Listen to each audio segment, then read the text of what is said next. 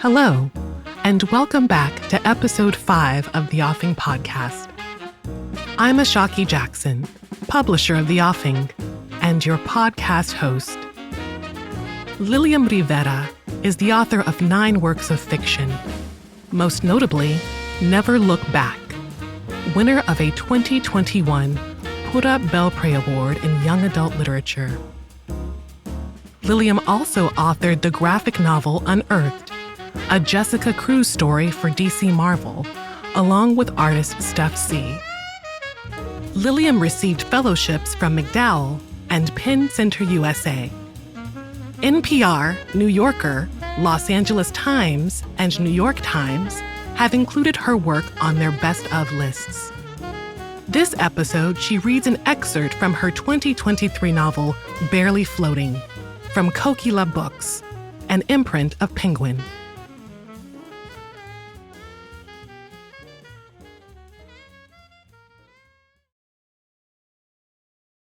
Barely Floating, Chapter 11. El Mercadito is by far one of my favorite places. There's so many great things to buy. Jerseys celebrating your favorite football team, cowboy boots, toys you never thought you wanted. What really makes this place special, though, are the dueling mariachis working in 2 upstairs restaurants. Not only do you get to eat tacos, burritos, and all the horchata your body can withstand, but mariachis will serenade you while you're chewing. Sure, mariachis are nothing new, and the place is sometimes touristy, but I still love coming here. My parents have been bringing the family to El Mercadito ever since Raimundo, my oldest brother, was a newborn. We celebrate graduations, birthday, Mother's Day, Father's Day. You name the special day, and you'll find us here talking loudly since everyone in the restaurant must compete with the mariachi bands playing at opposite ends of the restaurant. My memories of this place are always filled with joy. Not today, though. Today is different. No to colonization tactics, Mom yells into the megaphone. Others join in with, hell no. I'm holding a sign that says, Cheap Kathy has got to go. Earlier this week, a white woman got into an argument with one of the vendors here. She didn't like the price she was quoted on a cute Mexican dress. The lady decided to call the cops. The whole act was caught on tape. Online people started calling her Cheap Kathy. When Ramon showed me the video, I got so mad. Why would anyone come to El Mercadito and argue over an already low price? Don't buy it then. There's a camera crew interviewing Mom. When they're done, Mom insists they speak to the vendor. I love seeing Mom in charge. When there's injustice, Mom is right in the thick of it. She doesn't back down. In community meetings, she'll take the microphone and argue with anyone. Don't let her soothing voice fool you. She'll calmly use big words to quietly destroy the person and convert them into a puddle. Dad says I get my gift of never being afraid to speak to people from her. No to racism. Hell no. I scream this because it's a rare moment when I can curse for a good cause. Most of my mother's friends are here with us. When you grow up attending marches and board meetings, you end up seeing the same people. The kids I ran around with in front of courthouses are now yelling out curses too. We all are. Usually Dad and Ramon join in, but they're having their date. Mom and me, this is our date. How are you doing? Mom asks after she finishes with the interviews. I wonder what the name of her lipstick is. It's a soft mauve color, sophisticated. I'm okay. Honestly, I'm tired. Every single muscle in my body hurts, including the muscles in my fingers. I can't tell her this because she has no idea about practice. Sheila has kept her promise for the past 2 weeks. She's picked me up and taken me to Exposition Park. She's had the goofiest smile on her face. I guess the boy with the love letter is probably sending her more notes. Although Sheila still thinks I'm blackmailing her, she doesn't complain. Maybe my practice gives her more time to connect with her new boyfriend. Fine by me. I just want her to keep my secret a secret. We're almost done here. Half hour more, promise, Mom says. She caresses my cheek. The good thing about this demonstration is the feast we'll surely be eating soon. We chant for another solid hour. In my world, a half hour never means a half hour. Also, time with Mom never really means alone time. Every hour is connected somehow to her work. I don't know how I feel about it. I just accept it. When we're finally done, we walk upstairs. The restaurants are buzzing with life. ¿Qué quieres, mi amor? I don't know how long I've known Gemma. She's been working at a mercadito forever. Gemma said when I was really tiny, she would hold me in between taking people's orders. Although she's asking me what I want to order, she already knows the answer, a wet burrito. Being here means Mom will overlook healthy for hearty. It's our date. At least she allows me the freedom to eat what I want. Gemma takes my order. Mom is busy talking to a family seated next to us. Sometimes it's hard to get her attention. I order huevos a la mexicana for Mom. I think that went well, don't you? Mom finally sits down beside me. The interviews will help. They even had someone from NPR. The mariachis haven't started playing yet. They will soon. People keep coming up to Mom to ask her a question or thank her for defending the vendor. It's hard having a popular mom. What was I saying? She says after another person stops by our table. How's my Natalia doing? What's your summer been like? I draw in a deep breath. I want to tell her how much I hate squats. There are new terms I'm learning, skulls, tucks, open strokes. I want to tell her about the different figures too, like the crane and the barracuda. Instead, I take a large sip from my horchata. Not much, I say. A lot of laps in the pool, reading mangas. You know, the usual. Mom has a concerned face. Can she tell I'm keeping something from her? I don't like lying. It's not what my parents taught me to do. This family is built on trust and the truth, however ugly and complicated that may be. You seem preoccupied. Is everything okay between you and Joanne? I haven't seen Joanne as much. Truth be told, I think it's taking a toll. I feel like her texts are angry. I make sure to text her every little thing going on in practice, but Joanne barely comments. It's hard to share something you love with someone who isn't a part of it. No, we're good. She's been taking care of her cousin. She's kind of busy. That must be hard on you, Mom says. Is there anything I can do to help? Summer is going by so fast. In 3 weeks, we'll be in school. We'll be starting our last year of middle school, then high school. Things are really changing. I think I need new clothes, I say. For school? Ever since I started practicing, I feel my body changing. I'm not losing weight. I just feel stronger. Laps and egg beating are sculpting my legs and arms.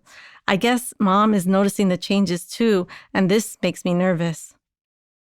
I'll order your clothes. You must be growing overnight. Thanks, I say. I concentrate on finishing my food. Nat, what's going on? She says. It's not like you to be so quiet. Is there something wrong? There's a pit in my stomach. It reminds me how this lie will gnaw at me if I don't tell her the truth. When school starts, practice will be shifted to after-school hours. Although Sheila is still on board to pick me up from school and take me, I haven't really shared this with Mom, but I don't have a choice. I think I want to keep swimming. Do you think it's okay for Sheila to take me to the pool during the week? Mom places her fork down. After school, what about your schoolwork? If I start falling behind, I'll stop, promise. Coach Renee and Coach Yvette are really adamant the LA Mermaids do well in school and stick to synchro obligations. When we're not practicing, they want us to stretch at home and work on our routines. Land drill is what they call it when you work on your synchronized swimming routine out of the pool. Pretty cool term. Every day, when I complete my stretching exercises and land drill in my bedroom, I check in with the Egg Beat Disc group to let them know I did it. We do this to keep ourselves accountable. Mom would totally like this. She would be so proud, wouldn't she? Please, Mom, Sheila says she would take me. I don't like this. Sheila has things she needs to take care of, like her own schoolwork. Mom takes the napkin and lays it across her lap. Every time I see her, she seems to be glued to her phone or putting more makeup on. I don't understand how Lupe lets her. Mom, do you even like Sheila? Mom is totally taken aback. I didn't mean for it to come out so strongly. I love Sheila, just like I love my sister. The mariachis begin to play. Mom has to raise her voice for me to hear her. Why are you so against her wearing makeup? I think she's pretty. Mom lets out a long sigh. Sheila, she says, like most girls I know, has the potential to do so much more. I get frustrated when the emphasis is placed on beauty instead of education. It's funny when Mom says this because she is gorgeous, as in camera-ready gorgeous. When she's on camera, she doesn't go wild with makeup. Everything is very tame. But so what if she experiments with her looks? Some people aren't meant to get good grades, I say. It doesn't have anything to do with Fenty. Mom is not only confused, she's slightly angry. I'm yelling at her, but it's because the mariachis are playing a fast-paced song. Who is Fenty? She yells back. It's makeup, not a person. Never mind. You always say people pass judgment on us all the time. They think we're uneducated because of what we wear or where we come from. Sheila's presenting herself the way she likes. Isn't that a good thing?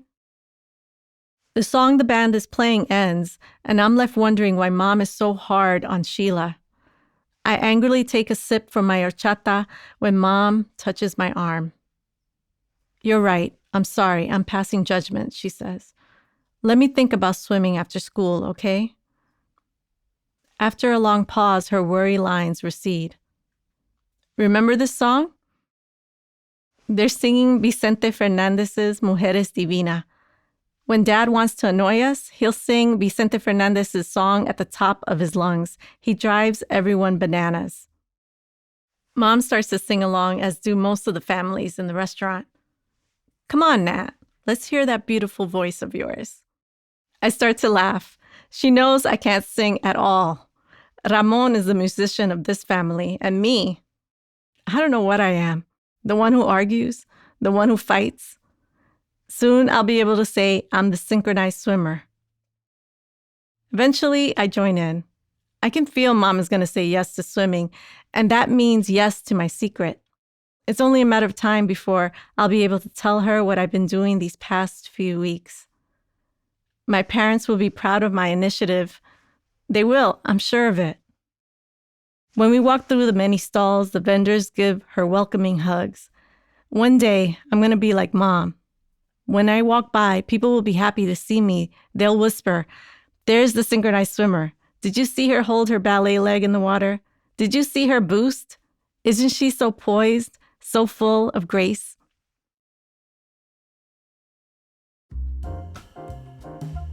To learn more about Lilliam Rivera and to explore her extensive library, visit lilliamrivera.com. Thank you for listening to today's episode.